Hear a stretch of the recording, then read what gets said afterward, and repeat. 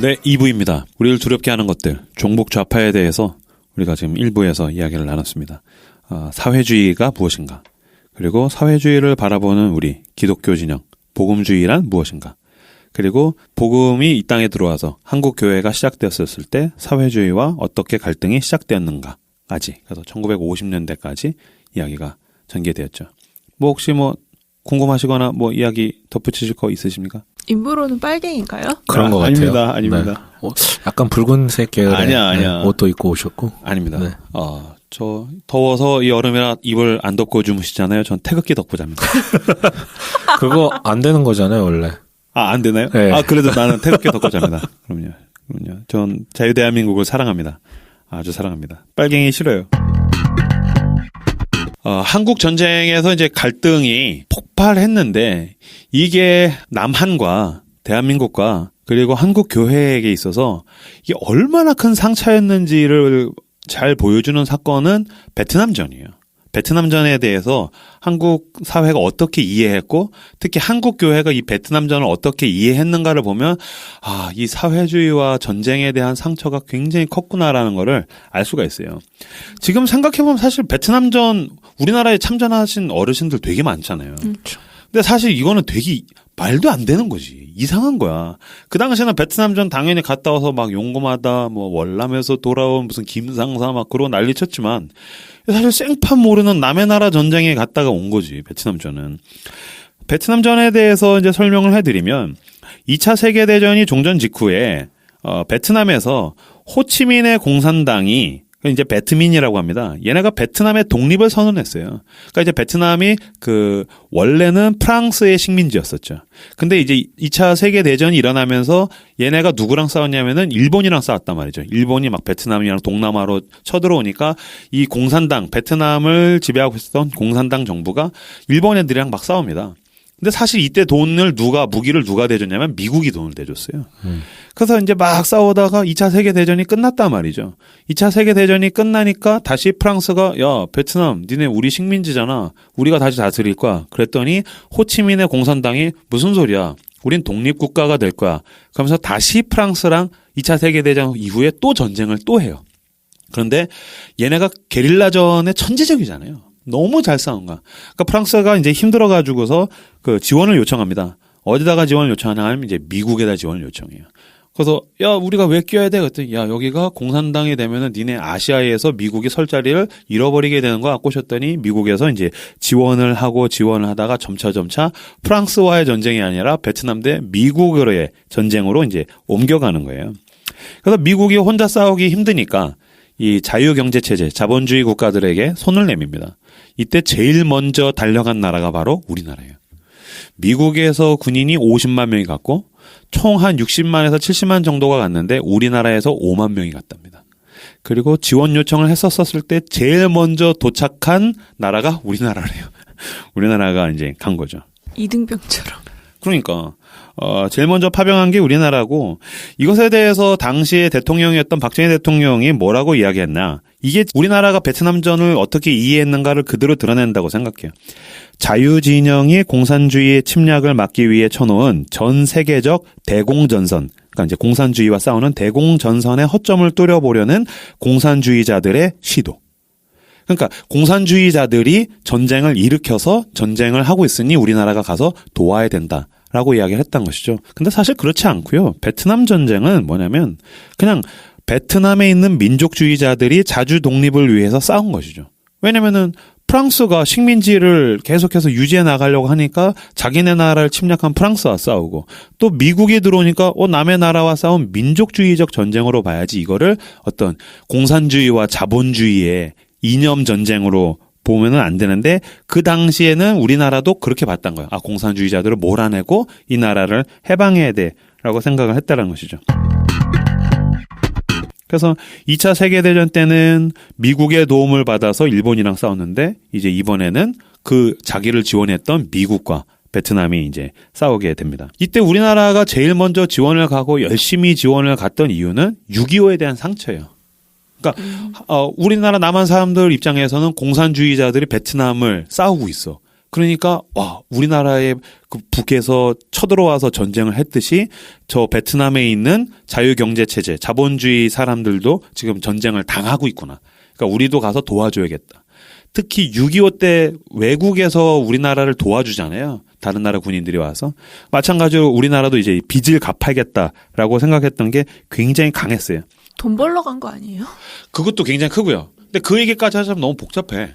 근데 어쨌든 미국에서 자원이랑 돈이랑 이런 물질들을 다 공세를 펼치니까 이제 돈도 필요하고 그래서 우리나라에서 남자들이 지원해서 이제 가게 되죠. 근데 저는 이게 복잡하긴 한데 좀 짚고 넘어가야 되는 게 지금 임브로가 얘기해 주신 것은 일반 대중들의 이 이제 설득당한 논리였고 그것을 앞에서 이제 주관했던 사람들은 솔직히 얘기하면 공산주의 확대를 막기 위한 시도보다는 박정희 정권의 어떤 그 정당성이 부족했죠. 사실 쿠데타로 그 설립된 나라고 미국으로부터도 계속해서 이제 그런 정권의 정당성을 획득하기 위해서 미국의 시도에 같이 동참하는 게 우선 좋았었고 또 두 번째는 이제 서 과장이 얘기한 것처럼 외화벌이가 필요했기 때문에 그것을 이제 그 외화벌이의 장으로 보냈는데 일반 대중들의 심리와 그 가운데는 이제 그 공산주의와의 대립 구도가 훨씬 더 강렬하게 부여가 됐고 그것도 컸겠죠. 물리치자 공산당이 있었겠지. 네, 그렇죠.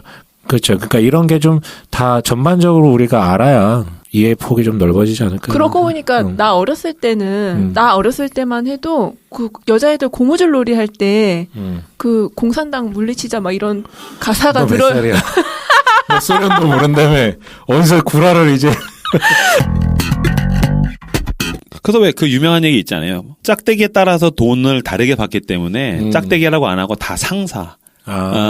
그래서 계급이 가면 무조건 상사였대요. 그게 월급 그래서 자체가. 월남에서 돌아온. 그래서 상사예요. 원래는 2등병, 1병, 상병, 병장인데 그렇죠. 무조건 이제 다 하사관 같이 가야 그래야 이제 외국에서 돈이 우리나라가 많이 벌 수 있어서 다 그렇게 간 거예요. 그래서 어쨌든 돈도 필요했고 외화벌이도 필요했고 또 그런 공산당에 대한 적개심을 그렇죠. 가지고서 우리나라가 이제 가게 됐죠.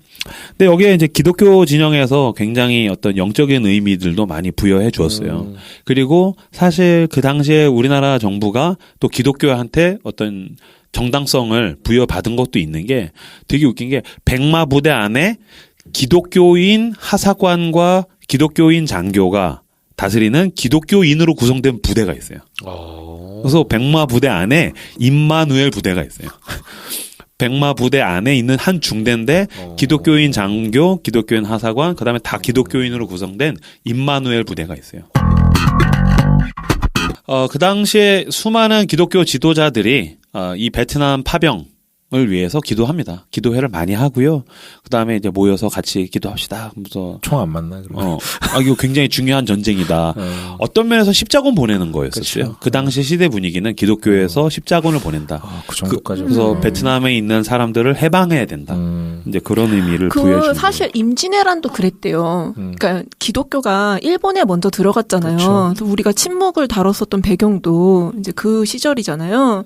근데 그때 군인들 가운데 기독교인들이 되게 많아서 일본 그죠? 일본군. 그러니까 골칫거리였대요. 얘기하는 거는 이제 기독교가 조금 더 명확하게 하면 가톨릭 신자들. 네. 그게 이제 일본 내에서 골칫거리여가지고 얘네들을 이제 전장에 보낼 어떤 구실 같은 게 필요했던 거죠.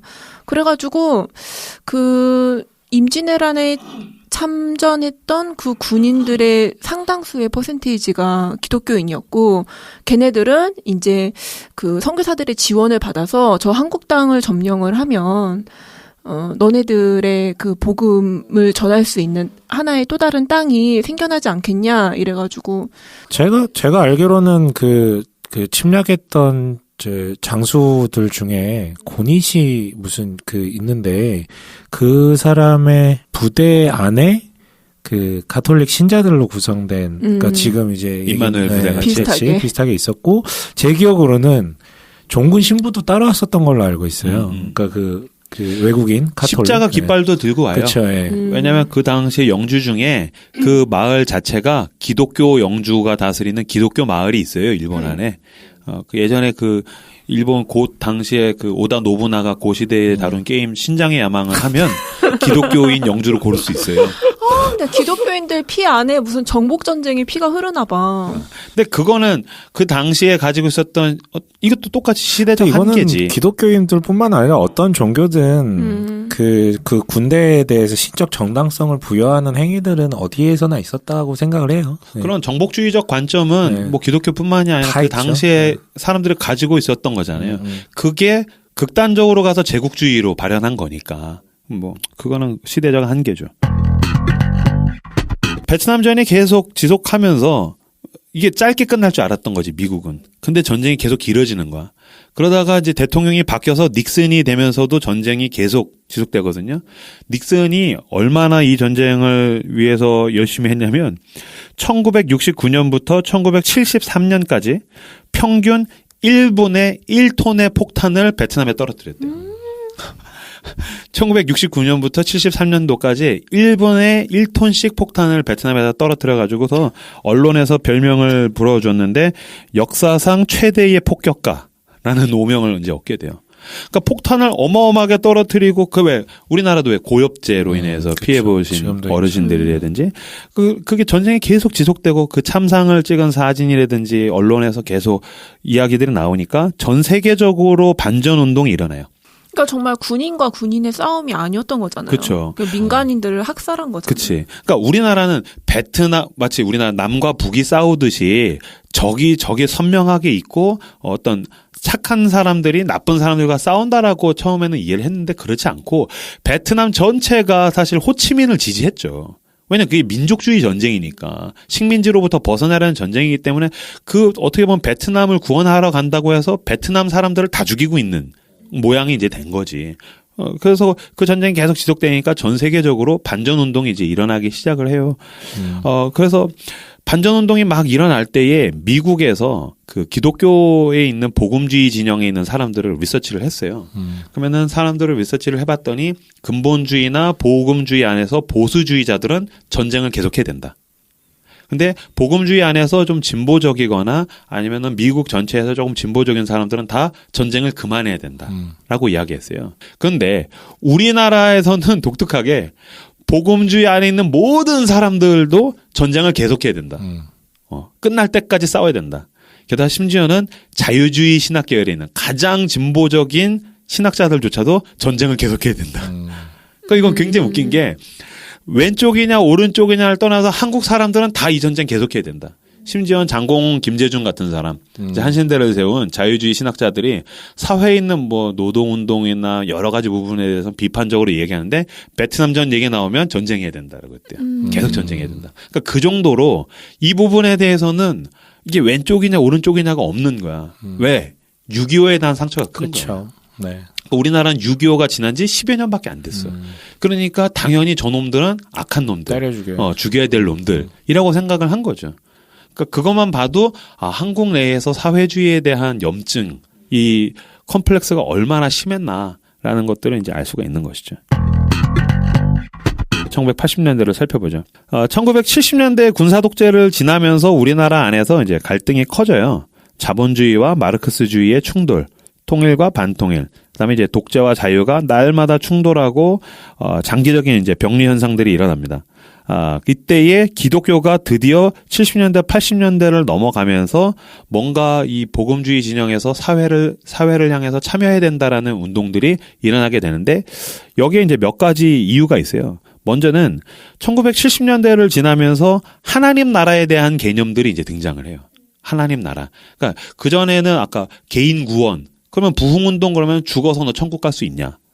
그다음에 죽어서 천국 갈 수 있도록 주변에 있는 사람들을 전도해야 된다. 교회로 불러야 된다. 그래서 교회 안에서 부흥해야 되고 교회 안에서 헌신하고 봉사해야 되고 이렇게 갔는데 그러니까 초점이 내세에만 맞춰지는 그렇죠. 거죠. 내세적으로든지 개인 구원, 개인 영성 이게 전부였는데 하나님 나라에 대한 개념들이 뭐 헤르만 리델보스나 게알더스 보스나 뭐 안토니 후쿠마 뭐 이런 신학자들에 의해서 하나님 나라 개념이 이제 막 등장을 하는 거예요. 근데 이거는 죽어서 가는 게 아니라 우리가 살고 있는 이 땅에 이미 임했고 그다음에 나중에 완전하게 올 그 하나님의 나라. 그렇다면 교회와 복음주의와 이런 것들이 전 사회적으로 퍼져야 되는 것이 아닌가라는 개념들이 이때부터 이제 등장하기 시작을 한 것이죠. 그래서 여기로부터 사회 참여 움직임이 시작이 됩니다. 동시에 하나님 나라의 역사성, 복음 전파의 총체성에 대한 복음주의 개념들이 또 등장을 해요. 그래서 1974년도에 로잔 언약. 이게 이제 또 굉장히 큰 기폭제가 되죠.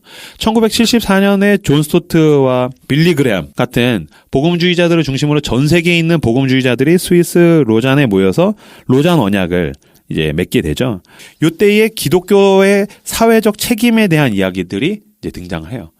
유명한 게 존 스토트가 이 선언서를 이제 작성을 해서 완성을 해서 낭독하기 전날에 그 클레임을 걸었대요. 여기 너무 개인적 구원에만 머물러 있다. 사회적인 참여에 대한 조항을 첨가하지 않으면 나는 이 로잔 언약 함께 할 수 없다. 이 정도로 세게 얘기를 했다 그래요. 그랬더니 빌리 그레엄이 제일 돈을 많이 내고 제일 큰 세력을 가지고 있었었는데 빌리 그레엄이 한 수 접었대요.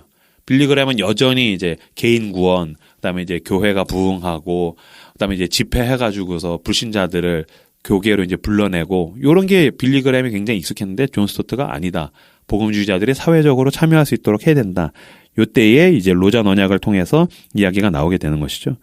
거기에 뭐라고 나와 있냐면, 로잔 언약에 나와 있는 그 문장을 우선 좀 읽어드리면, 하나님이 온 인류의 창조주요 심판자이기 때문에 인류를 모든 종류의 압박에서 해방시키고 정의와 화해를 실현하려는 그의 뜻이 온 인류 사회에 실현되도록 노력해야 된다. 이게 어떻게 보면은 이거 꼭 해방 신학 같은 느낌인데 그렇지 않고 이게 복음주의에 대한 선언인 거예요. 이때 이제 로잔 언약에 참석했던 한국에 있는 이제 목사님들이라든지 이런 분들이 다시 우리나라에 와서 야, 70년대, 80년대 때에 복음주의자들이 사회 참여를 해야 된다. 이런 움직임들이 일어나게 되고 여기로부터 복음주의적인 참여 신학들이 이제 등장하는데 대표적인 사람 뭐 지금도 현존하시는 분들 꼽으라고 하면 이 연장선에서 떠오르신 분들이 이제 뭐 이만열 교수라든지 손봉호 교수라든지 그래서 기독교 민족주의 그다음에 이제 뭐 선지자적 비관주의 그다음 뭐 기윤실 이런 것들이 이제 우리나라에서 등장하게 되는 것이죠. 그래서 꼭 80년대에 민주화 항쟁 에서 이제 빵 터지게 되고 그래서 복음주의가 어떻게 사회에 참여할 것인가 하나님 나라를 어떻게 이 땅에 오게 할 것인가라는 이야기들이 나오게 됩니다. 근데 그게 대세는 아니었죠. 대세는 아니죠. 여전히 복음주의에서 전통적인 복음주의의 정치 참여를 어떻게 바라보는가 그랬을 때 제일 큰 세력은 무관심이에요. 왜냐면은 복음주의는 계속해서 개인의 구원, 그다음에 이제 교회의 부흥, 뭐 요런 선교 뭐 그런 것만 신경 썼기 때문에 사회 정치 참여 이야기 나온 건 얼마 되지 않았고 사실 하나님 나라 그건 최근에 유행했잖아요. 근데 사실 이건 70년대에 나온 개념이란 말이죠. 그러니까 신학에 한번 돌고 유럽에서나 미국에서나 한번 돌고 우리나라에 한 2, 30년 뒤에 들어오고 그게 교회 현장까지 오려면 또 30년 또 2, 30년이 걸려요. 아, 그렇죠. 그러니까 이제 막 복음이 개인의 구원이 아니라 어떤 하나님 나라를 오게 하는 것이구나라는 개념이 사실 우리나라에 막 이제 유행하고 이제 유행하고 있는데 이것도 여전히 주류가 아니죠. 그쵸. 주류는 여전히 이제 60대 분들이 갖고 있는 그 개인 구원에 대한 열망. 80년으로부터 이제 껑충 뛰어넘어서 2000년 이후가 되면 복음주의 진영에서 새로운 운동이 일어납니다. 뭐냐면 행동하는 기독교 우파의 등장이에요. 계속 끊임없이 이제 질문을 던진 게 왜 복음주의는 사회 참여를 하지 않느냐. 그럼 우선 그 이론적 토대가 개인의 구원, 그다음에 이제 사회적으로 조금 더 무관심하고 그냥 지금 만족하고 감사해하고 이웃한테 그냥 살짝 잘 섬기고 베풀고 이런 정도였는데 갑자기 정치에 무관심하고 사회에 참여하지 않던 기독교 우파 진영, 그러니까 복음주의 안에서도 우파에 있던 사람들이 갑자기 일어나가지고서 막 태극기를 들고서 거리에 쏟아져 나오고 시청 앞에 모여가지고서 막 소리를 지르면서 기도를 하고 막 이 나라가 이제 망하게 되었다면서 행동하는 복음주의 우파들이 이제 등장을 하게 돼요. 뭐 대표적으로 2000년 이후에 등장한 뭐 뉴라이트 진영이라든지 최근에는 이제 그 태극기 부대에 속해 있는 어떤 기독교인들이라든지 이런 거를 가장 쉽게 얘기하면은 친미 반공주의라고 볼 수 있을 것 같아요. 반공은 이제 공산당과 사회주의를 싫어하니까 반공주의.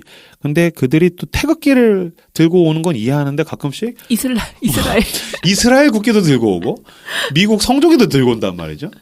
그때 정서적으로 미국이랑 굉장히 끈끈하게 결합돼 있다라는 인상이 있어요. 그래서 이걸 이제 유대영 교수는 친미 반공주의다라고 이야기를 하더라고요. 이 사람들을 이해하려면 먼저 여기를 이해하지 않고선 이들을 이해할 수가 없어요. 미국을 이해해야 돼요.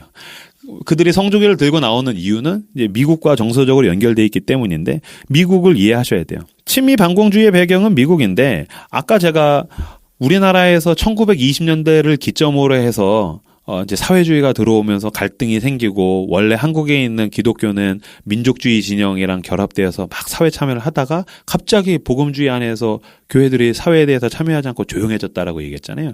원조가 바로 미국입니다.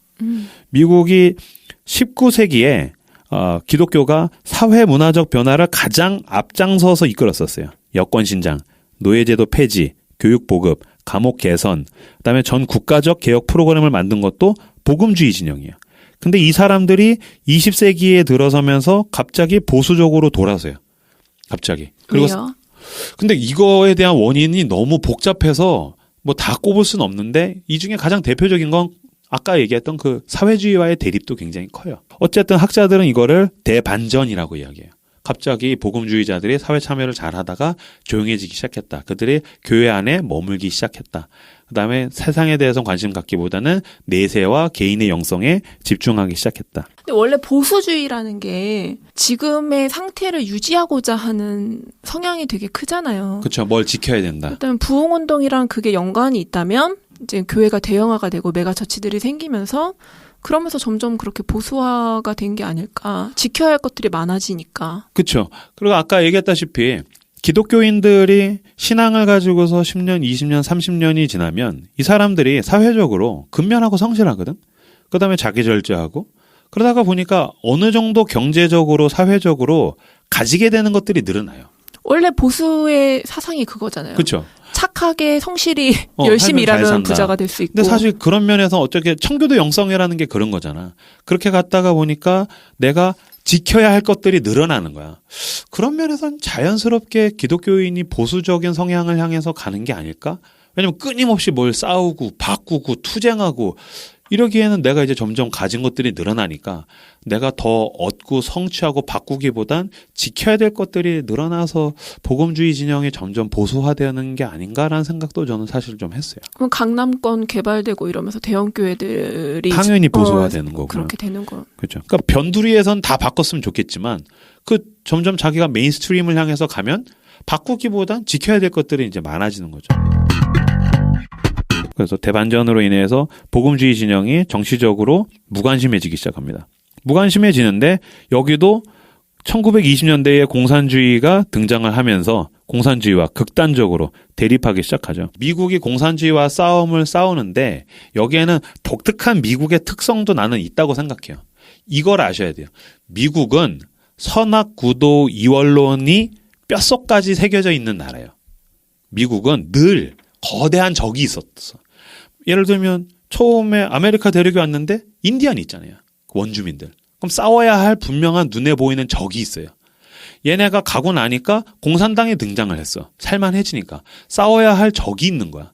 그러니까 늘 미국은 우리는 무언가 싸워야 하고 싸우지 않으면 죽고 망할 수밖에 없는 거대한 적, 우리를 늘 망하게 하려는 멸망시키려는 거대한 세력이 눈앞에 있는 거죠. 그래서 미국적인 사고방식 그랬을 때 선악구도 이원론 이걸 빼면 사실 이해가 안 되는 것 같아요. 미국이 그런 나라라고요? 그렇죠. 제가 지난주에 봤던 톰 크루즈의 미션 임파서블 보세요. 미국 빼고는 다 나쁜 놈들이에요. 예를 들면 이슬람이 주적이죠. 그렇죠. 이슬람이라든지 러시아라든지 그러니까 지금도 러시아가 망한 지가 언젠데 지금까지도 세상을 멸망시키려는 그런 선명한 적들이 있다. 그래서 얘네가 전 세계로 스파이를 보낸다라든지 아니면 보이지 않는 가운데에서 온 세상을 멸망시키려는 작업들을 하고 있다. 이거로부터 온 세상을 구출해야 된다. 누가? 미국이. 그러니까 이게 선악구도 이원론이죠. 미국의 그 어떤 세계관을 그대로 보여주는 게 최근에는 이제 마블이라는 이야기를 하잖아요. 마블만 봐도 선악구도 이원론이죠. 슈퍼히어로가 있고 슈퍼히어로가 세상을 구원해야 되는데 슈퍼히어로에 인도 사람은 없죠. 그 하얀 백인들 이제 미국을 중심으로 해서 눈에 보이는 적들이 타노스의 세력이 있고 그러니까 선악구도 이원론이 미국을 설명해주는 가장 좋은 이론 중에 하나예요. 이게 공산주의의 등장으로 인해서 굉장히 잘 발현되는 거죠. 예를 들면 공산주의가 태동을 해서 소련과 냉전이 시작되면서 미국 안에서 광풍을 일으켰던 게 이제 메카시즘이에요. 메카시즘은 뭐냐면 메카시라는 한 국회의원이 한 명단을 들고 와가지고서 미국을 망치려는 공산당들이 있는데 내가 그들의 명단 200명을 들고 왔다. 그러면서 뭐 배우들. 네, 그래서 찰리 채플린도 뭐 그때 이제 제거당하고 그 미국 안에 공산당들이 미국을 망치려고 하고 있다. 그러면서 그 서류를 탁 보여줬어요. 그때부터 이제 미국 안에 있는 그 악의 세력을 뿌리 뽑으려는 게 이제 메카시즘이거든요.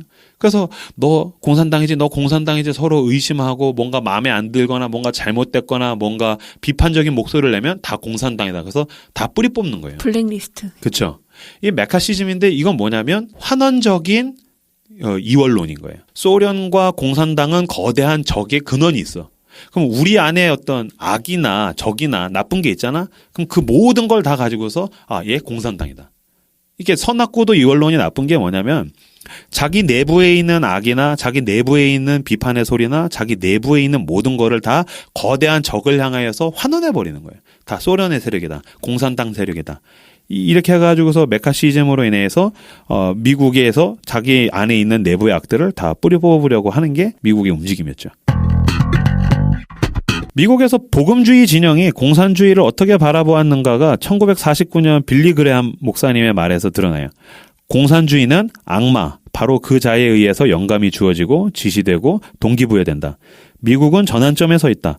우리는 좌익과 무신론자에게 갈 것인가 아니면 오른쪽으로 방향을 잡고 십자가를 끌어안을 것인가. 빌리 그레함 목사가 그렇게 빌리 얘기했어요? 그레함이 한 얘기예요. 이게. 그러니까 이거는 빌리 그레함이 미쳤다 잘못됐다가 아니라 그 당시에 미국에 가득해 있었던 선악구도 이원론, 그다음에 환원주의.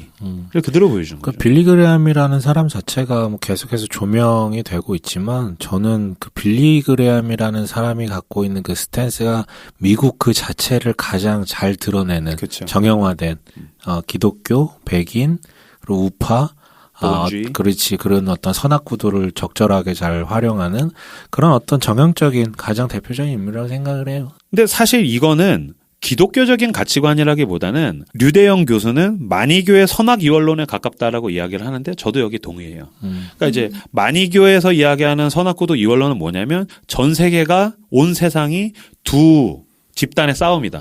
선한 신과 악한 신.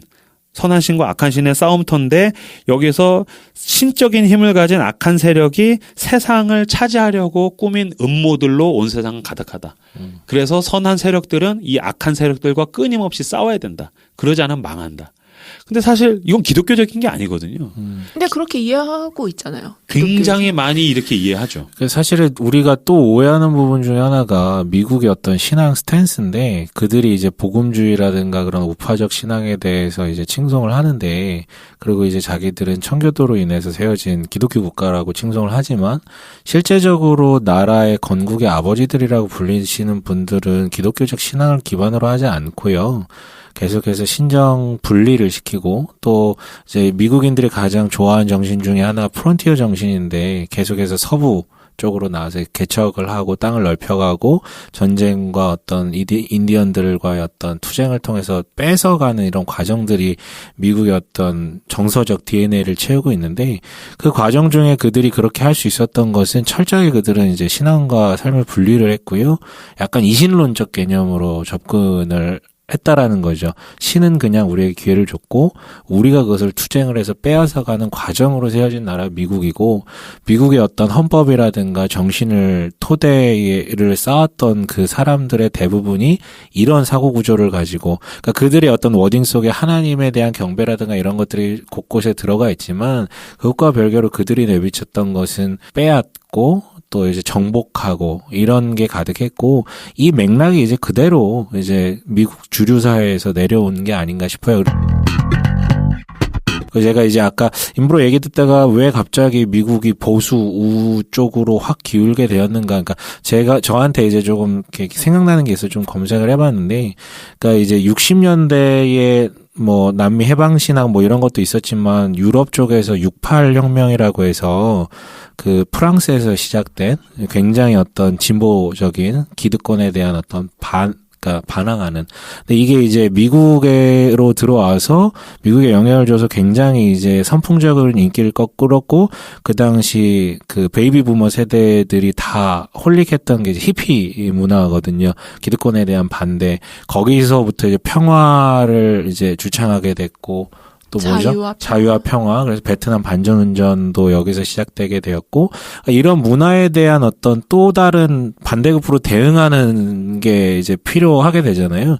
근데 이 히피 문화들이 가장 적대시할 수밖에 없었던 그 뭐랄까 집단? 이렇게 대응되는 집단이 어떻게 보면 우파적 기독교였던 것 같아요. 그러다 보니까 좀 더 이게 선을 분명하게 긋고 대립구도가 된 게 아닐까라는 조금 그런 추측을 하게 됩니다, 저는. 나도 이 부분에 대해서 준비하면서 아 이거구나 이게 제일 나쁘구나라고 생각했던 게 이 이원론적 사고방식이에요. 맞아요. 환원주의적인. 그러니까 환원주의적인 건 뭐냐면 분명히 한 개인 안에 악이 있을 수 있단 그쵸. 말이지. 네. 교회 안에도 뭔가 잘못된 우리가 자기성찰하고 반성하고 또 바꿔야 할 개혁해야 될 또 악이 있을 수 있고 사회와 집단 안에 내부적인 악이 분명히 있어요. 근데 이거를 개선하고 내가 그런 죄인이라 내가 진짜 그렇게 잘못했다라고 인정하는 거는 굉장히 힘들단 말이지. 제일 쉬운 방식은 뭐냐면 이거를 외부에 보이는 가장 거대한 적의 악의 축을 세워놓고 거기다 다 환원해버리는 거예요. 투영시켜버려요. 근데 기독교인들이 그렇게 생각하는 게 너무 자연스러운 구조인 게 그렇죠. 인브로가 복음주의 진영에 대한 이제 바운더리를 처음에 설정을 해줬잖아요.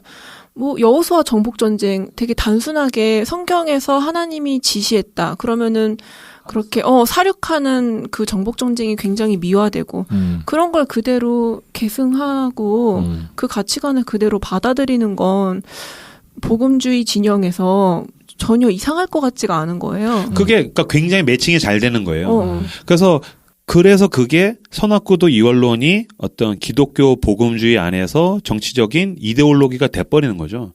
그러니까 우리는 뭔가 문제가 생기면 이걸 어떻게 복합적으로 입체적으로 잘 이해하고 받아들이고 내가 어떻게 해야 되지라고 하면은 피곤하거든. 그러니까 종북 좌파다. 너 종북 좌파다. 간편하죠. 너 빨갱이다. 그렇죠. 그래서 그냥 다 몰아가지고서 메카시즘 같이 내부 악을 외부로 환원해서 다 쟤네들이 나쁜 거다. 저놈들이 나쁜 거다. 이렇게 해버리면 쉽거든. 그러니까 확실히 이게 성경을 이해하는 태도와 굉장히 밀접할 수밖에 없다라는 그쵸. 걸 계속 느끼게 되는 것 같아요. 그렇죠. 그래서 아까 얘기했던 그 하나님 나라에 대한 이해, 전부가 하나님 나라 안에 속해 있고 이미 임했지만 아직 임하지 않았으므로 그럼 우리가 어떻게 날마다 헌신하고 손해보고 그리스도인이 희생하면서 또 어떻게 물론 싸워야 될 영역이 분명히 있겠지만 우리가 어떻게 살아가야 될 것인가라고 하면은 피곤하거든. 근데 누군가가 나타나서 대중들을 향해서 이건 마치 파시즘적인 선동하고도 매우 유사해요. 그러니까 쉽게 단순화시켜서 으쌰으쌰 캠페인 일으켜가지고 쟤네가 제일 나빠. 이렇게 해버리면 선동이 잘 되거든. 그리고서 또 마음이 편해져요. 왜냐면 내가 나쁜 게 아니라 쟤네가 나쁜 거라고 생각하면 굉장히 마음이 편해지는 게 있는 거죠. 그러면서도 공포감을 늘 가지고 있기 때문에 선동은 끊임없이 휘둘리게 되고. 그래서 보면 2000년대 이후에 나타난 뉴라이트 운동이라든지 이런 사람들이 얘기한 거 보면 이 사람들은 늘 세상이 망할 것처럼 이야기해요. 실제로 2004년도에 한 교회에서 개최된 공산 독재 종식 민족 복음화 3.1절 목회자 금식 기도 대성회 이런 겁나 길어. 공산 독재 종식 민족 복음화 3.1절 목회자 금식기도 대성회에서 설교를 맡은 목사님께서 뭐라고 얘기하시냐면 공산주의는 기독교의 제1의 적이다. 21세기 사탄이요 적 그리스도다 라고 이야기했어요. 그랬더니 2004년이잖아요. 한 장로님께서 특강에 나와서 뭐라고 그러냐면 2002년 월드컵 당시에 한국이 붉은 악마의 조종을 받았다 라면서 음모론을 제기해요. 그때 전 국민들이 입고 다닌 그 붉은 옷에는 뭐라고 써 있었냐면 비더레즈 빨갱이가 되자. 그러니까 무슨 얘기냐면 사탄은 공산당이다. 사회주의다. 얘네가 종북 좌파다. 얘네가 악마의 세력이다. 그러니까 모든 젊은이들이 비더 레즈를 입고 다녔으니 이 양반들은 얼마나 두려웠겠냐고. 이 나라가 망한 거잖아. 그러니까 사실 더 이상 아무도 그 옷 입고 다니지도 않고 그건 그냥 한때의 어떤 스포츠에 대한 유행이었었는데 이 사람들은 늘 그런 음모론 속에 갇혀서 선악구도로 세상을 나누고 어둠의 세력에 의해서 우리는 늘 망해가고 있구나. 그럼 우리가 어떻게 십자군으로서 싸울 것인가. 요렇게밖에 세상에 대한 이해가 없다라는 것이죠. 그러면서 이 장로님 비더레즈 그 빨갱이가 되자라고 했었으니 기도해야 된다라고 하신 분이 뭐라고 얘기하시냐면 미국의 세계관이 기독교 세계관과 일치한다. 미국의 돕는 배필이 되어야 한다. 사탄이 가장 두려워하는 것은 한미 동맹이다. 라면서 종말론적인 의미를 이제 부여했다는 거예요. 그러니까 왜 한국 안에 있는 복음주의 우파안에서 어른들 아니면 이제 다 빨갱이다, 종북좌파다라고 이야기하는가? 이 사람들을 이해하시려면 몇 가지가 해석이 될 수 있는데 첫 번째로는 아까 제가 계속 말씀드린 이원론적 세계관, 그 다음에 공산주의에 대한 혐오, 그 다음에 전천년주의적 성경 해석. 무슨 말이냐면 예수님이 오시기 전에 사탄과의 전쟁이 있다. 그러니까 지금이 딱 그 시기라는 거야. 사탄과의 전쟁이 있는데 이 사탄은 누구냐? 이원론적으로 나눴었을 때 환원에서 모든 악은 종북좌파, 빨갱이다. 요게 같이 복합적으로 섞여 있는 것이죠. 이것은 한국 역사상 거의 100여 년간 형성된 신학적, 이데올로기적인 세계관이에요. 뉴라이트의 이념화된 선악 이원론은 단어 선택에서도 드러나는데 그분들은 뭐라고 얘기하냐면 자신들은 애국 진영, 애국 우파, 선진화 세력, 건강한 시민 세력이라고 이야기하고 자기들이 공격하는 그 대상들은 반대한민국 세력, 반선진화 세력, 친북 좌파라고 이야기한다는 것이죠. 그러니까 이건 뭐냐면 그들의 세계관 속에 악의 세력은 좌파로 통칭되는 집단이고 그들은 다 악의 세력들이 한국을 망해뜨리려고 한다. 그래서 보면 주변에서 지금 이제 태극기 들고 가시거나 아니면은 지금 정권, 주사파 정권, 빨갱이 정권이다라고 하시는 분들 페이스북 들어가면 저도 가끔씩 경악하는 게 이분들은 세기 말에 사는 느낌이야. 망했어, 우리나라는 이미. 망한 나라에서 살고 있어서 마지막 어떤 보루로서 자신들이 이 절벽 끝에 서 있다라는 위기감을 늘 가지고 살더라고. 야, 이 사람들 힘들어서 어떻게 살지? 진짜 인생에 망해 계시더라고요. 그러니까. 저는 그래서 전쟁 세대가 바뀌면, 그러니까 세대가 교체가 되면 이게 좀 더 완화가 되어질 거라고 생각했는데 더 놀라운 건 어르신들이 그러는 건 전 좀 이해가 가는데 젊은 친구들.